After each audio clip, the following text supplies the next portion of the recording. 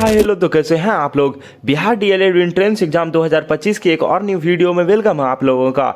इस वीडियो में हम डे 3 ऑफ साइंस विज्ञान का टॉप 10 पीवाईक्यू डिस्कस करने वाले हैं और ये हमारा तीसरा दिन है। तो पीछे का 2 दिन अगर आप अभी तक नहीं देख पाए हैं तो वो भी जा करके देख सकते हैं। इस वीडियो पे अपलोड है वीडियो इसी चैनल पे। तो चलिए हम डे 3 को यूज़ कर जो है आज स्टार्ट करते हैं। और अगर आप इस वीडियो को सही से देख लेते हैं तो बहुत ज़्यादा चांस है कि सेम टाइप का क्वेश्चन आपके एग्जाम में भी पूछा जाए और इंग्लिश और हिंदी दोनों लैंग्वेज में ये क्वेश्चन होने वाले हैं। चलिए वीडियो को शुरू करते हैं। पहला जो क्वेश्चन है वो है कि विच of the following is a method of A sexual reproduction in plant.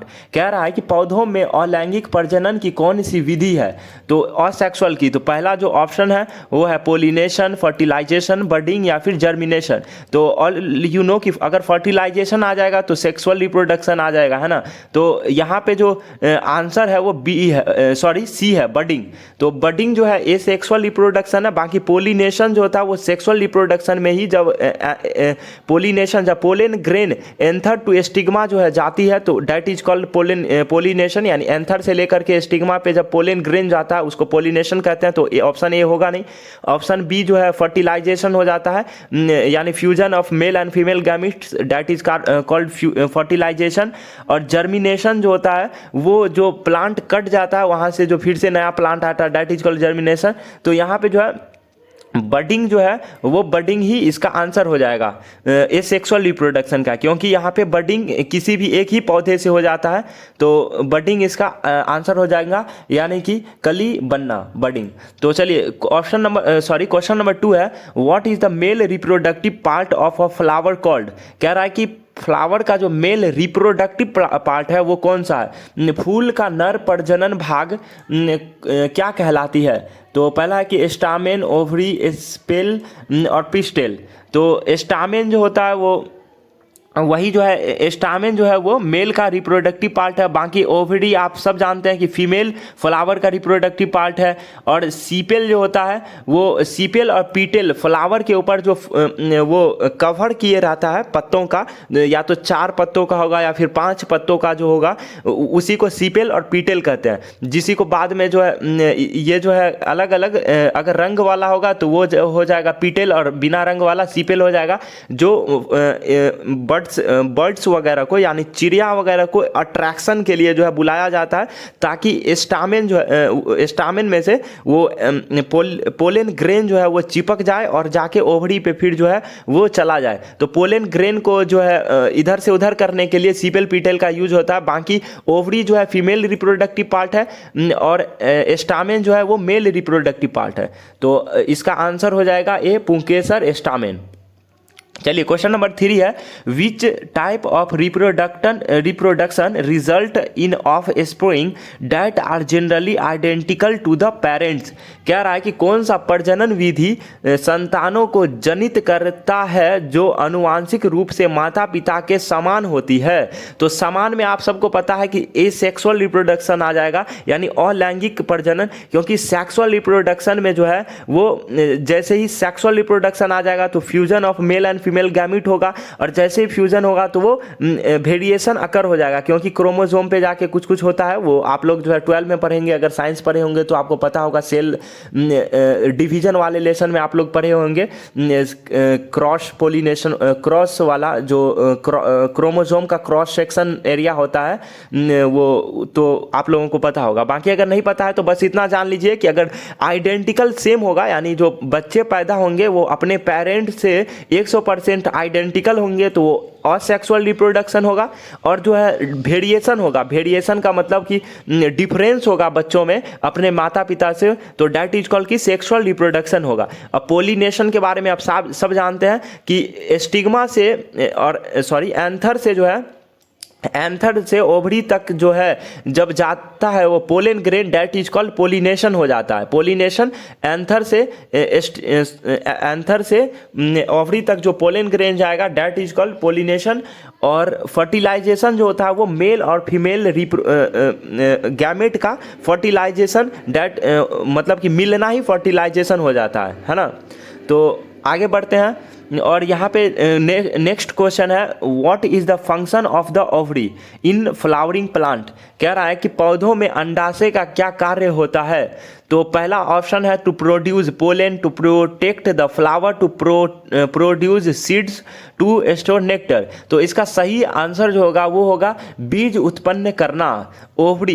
Ovary में जो है बीज ही बनता है। जब फर्टिलाइजेशन होता है तो फर्टिलाइजेशन के बाद जो है मेल और फीमेल गैमीट जब मिल जाते हैं तो मिलने के बाद सीड ही बनाते हैं, और फिर वो सीड जो है अगर कहीं पे फेंक देते हैं, पानी के संपर्क में आता है तो वहाँ से फिर से एक नया पौधा बन जाता है। तो सीड को ही बनाना उसका जो है ओवरी का मेन फंक्शन होता है। ओवरी से ही लास्ट में जो है सीड बनता है। और टू प्रोड्यूस पोलेन तो होगा नहीं क्योंकि ये एंथर का काम है। टू प्रोटेक्ट द फ्लावर ये जो है सीपेल पीटेल का काम है। और टू स्टोर नेक्टर जो होगा वो नेक्टर का स्टोर, ये पोलेन में ही जो है नेक्टर स्टोर रहता है, तो ये भी होगा नहीं। और ओवरी के साइड में भी यानी कार्पेल में भी नेक्टर रहता है, तो ये भी इसका आंसर नहीं होगा। आंसर हो जाएगा टू प्रोटेक्ट सीड, बीज उत्पन्न करना। चलिए, और ये जो पीडीएफ है ये आप लोगों को क्वेश्चन के साथ आंसर भी दिया गया है, ये हमारे टेलीग्राम पे मिल जाएंगे। और इसके जैसा और भी बहुत सारे क्वेश्चन का सीरीज आपको टेलीग्राम पे मिल जाएंगे, लिंक डिस्क्रिप्शन में, चेकआउट जरूर मारिएगा। चलिए नेक्स्ट क्वेश्चन है, विच of the following organism reproduce through binary fission. बोल रहा है कि बाइनरी फिजन के द्वारा कौन सा जो है ऑर्गेनिज्म रिप्रोड्यूस करता है, निम्नलिखित में कौन सा जीव बाइनरी फिजन के माध्यम से प्रजनन करता है।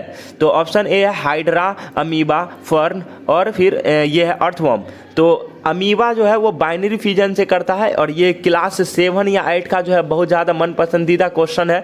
अगर आप लोग 7-8 सही से पढ़े होंगे तो उसमें जो है अमीबा ये बाइनरी फिजन बहुत बार क्वेश्चन पूछ चुका होगा। तो चलिए ये क्वेश्चन आप लोग आसानी से बना लिए होंगे, अमीबा इसका आंसर हो जाएगा। नेक्स्ट क्वेश्चन है, what is the process by which pollen is transformed from the anther to the stigma. इसके बारे में अभी 2-3 बार बात कर चुके हैं कि एंथर से स्टिग्मा पे जो जाएगा ट्रांसफर ऑफ पोलेन, यानी कि वह प्रक्रिया क्या कहलाती है जिसमें परागकण यानी पोलेन पुकेसर से स्त्री केसर के वर्तिका पर स्थानांतरित होते हैं। यानी एंथर टू स्टिग्मा जाएगा पोलेन ग्रेन, तो वो प्रोसेस क्या कहलाएगा, डेट इज कॉल्ड पोलिनेशन। तो आप लोगों को पता चल गया, ये 4 जो है ना बहुत ज़्यादा जो है मतलब कि इंपॉर्टेंट टॉपिक है कि फर्टिलाइजेशन क्या है। फिर से एक बार बता दें, मेल और फीमेल गैमिट का यानी मेल और फीमेल गैमिट का जब मिलना तो उसी को फर्टिलाइजेशन कहते हैं, ठीक है ना। अब पोलिनेशन क्या था ये भी आप याद कर लीजिएगा कि एंथर टू स्टिग्मा के पास जब जाएगा पोलेन ग्रेन, एंथर से स्टिग्मा पे जाएगा। पोलेन जो है एंथर के अंदर में होता है, स्टिग्मा पे जाके ओवरी में जा करके वो जो है फर्टिलाइज होता है, ठीक है ना। तो इसी को पोलिनेशन कहते हैं। चलिए आगे बढ़ते हैं। Which plant reproduce through a spore in seeds of seeds। कह रहा है कौन सा पौधा बीजों के बजाय बीजाणुओं यानी स्पोर के माध्यम से प्रजनन करता है। तो स्पोर से प्रजनन करने के लिए बोल रहा है मैंगो, रोज और पी। तो ये तीनों का तीनों जो है वो सेक्सुअल रिप्रोडक्शन के थ्रू करता है, लेकिन स्पोर के थ्रू जो करता है वो फर्न है। फर्न जो है ए सेक्सुअली रिप्रोड्यूस करता है। तो ये जो है हो जाएगा ये ऑप्शन सी इसका सही आंसर हो जाएगा, फर्न। चलिए आगे बढ़ते हैं। What is the role of the testis in animals. कह रहा है कि टेस्टिस एनिमल में क्या काम आता है, जानवरों में वृषण यानी टेस्टिस का क्या कार्य होता है। तो आप सबको पता है कि टेस्टिस में ही स्पर्म बनता है। तो आगे देखते हैं क्या क्या ऑप्शन में है। To produce egg, to produce sperm, to protect embryo, to assist in digestion.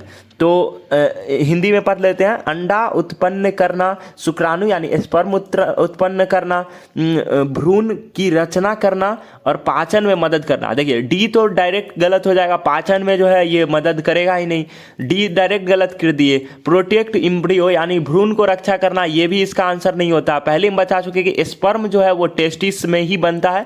Testis एक जो है किसी ह्यूमन में या फिर किसी भी एनिमल में 2 टेस्टिस होते हैं, और एक टेस्टिस के अंदर 250 लोब्यूल होते हैं जिसमें जो है स्पर्म बनते हैं। तो वो चीज़ आप डिटेल में 12 क्लास में पढ़ लेंगे, बाकी यहाँ पे देख लीजिए।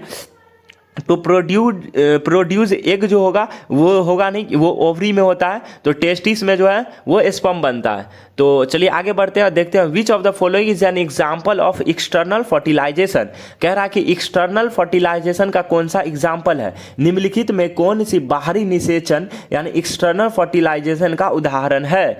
तो ह्यूमन में तो एक्सटर्नल होता नहीं, आप सबको पता है कि टेस्टिस से स्पर्म निकल करके फिर ओवरी में जाता है और फिर फेलोपियन ट्यूब में जाके फर्टिलाइजेशन होता है और फिर अंदर में ही जो है वहाँ पे बच्चे जो हैं बड़े होते हैं। तो ये एक्सटर्नल इंटरनल ही होता है ह्यूमन में। फ्रॉग में भी जो है फ्रॉग में आप लोगों को पता है कि स्पर्म जो है वो पानी पे छोड़ता है और फ्रॉग जो फीमेल फ्रॉग होती है वो भी अपना ओवा को पानी में जो है छोड़ देती है, पानी में ही फर्टिलाइजेशन हो जाता है।